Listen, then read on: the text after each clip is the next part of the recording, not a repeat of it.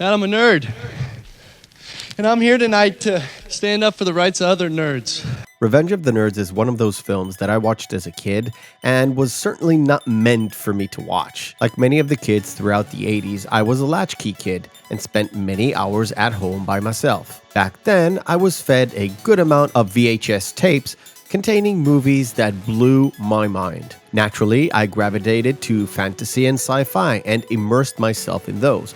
But every so often, a movie came on my screen that really touched my inner nerd. There's a joke in there somewhere. Oh, no! One of those is Revenge of the Nerds. Revenge of the Nerds came out in 1984, one of the best, if not the best year in movie history, but that's for another video. Says me. And became one of the top 20 grossing films of that year. It tells the story of Lewis and Gilbert, a couple of nerds on their way to their freshman year at the fake college called Adams College, where apparently you have the best science program in the state. In fact, the movie was shot in the University of Arizona campus, but this is just useless information at this point.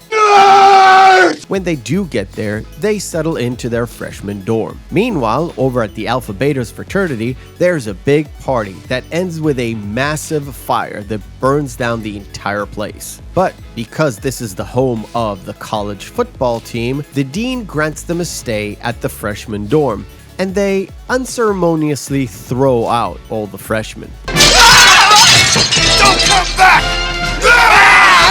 There's your roommate, pal! So the freshmen have to stay at the gym hall until the college finds them a decent place, or they get pledged to a fraternity. One by one, the room kind of clears out until the nerds stay behind and have no choice but to find a new place outside of the campus. To achieve optimum efficiency, I've assigned each of you a different part of the list.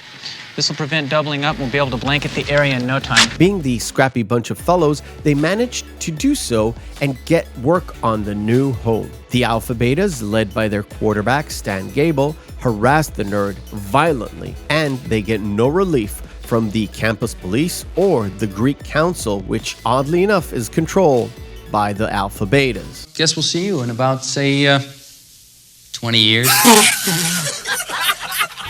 Seeking the protection of any fraternity, they end up looking to build a chapter of Lambda Lambda Lambda, a predominantly black fraternity, and through their rulebook, kind of forced them to be accepted. The nerds throw out a housewarming party that really doesn't go very well, along with a sorority called Omega Mu's, until Booger, one of the nerds, pulls out a high-grade marijuana, and then the party really picks up. This is some good shit.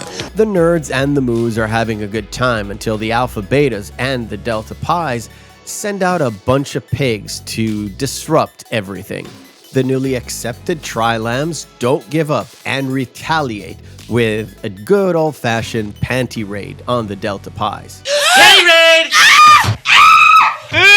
This is of course only to distract the girls, since they also plant hidden cameras throughout the sorority to enjoy some remote viewing.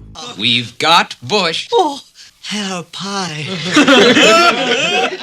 Everything comes to a head after the Alpha Betas trash the nerds' house, and the nerds challenge for the Greek Council leadership via the Greek Games. The only way to become president is to win the homecoming carnival. That's right, Arnold. And that's exactly what we're going to do. A while back, I watched this movie on a live stream with my audience and done a little bit of research on how the movie was made. And to be fair, I really haven't found much. As I mentioned before, the University of Arizona was the location of most of the exterior shots, but initially, when they read the script, they flat out rejected to be a part of it, citing that it would make them look bad. That's why the name of the place was actually changed into Adams College. The famous laugh that Lewis has was actually invented by James Cromwell, who played Lewis's father. Robert Carradine, not the one that sexually choked himself, played Lewis and said that in the script it said, and I quote, "a goose-like laugh." He didn't know what to do until Cromwell did his first take, and from then on he just mimicked Cromwell. Cromwell mentioned that on the way home on the first day of shooting, he realized where that laugh came from: his ex-wife. Speaking of the script, this is a touchy subject. There was an outline, but a lot of the dialogue, especially the scenes where either Gilbert or Lewis are giving a passionate speech of some kind, were all ad-libbed.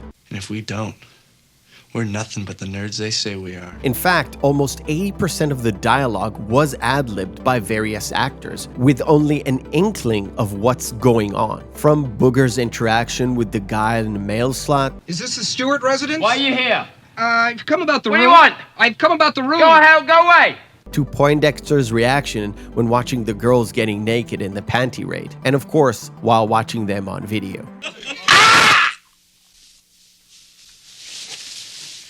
Even the interaction between Yoshi and Booger playing cards in the gym and then in the house all came from the actress suggesting things and then, of course, ad-libbing them in front of the camera. Frush. Oh, well, see, I got 2 7s, and 2 7s beats a frush.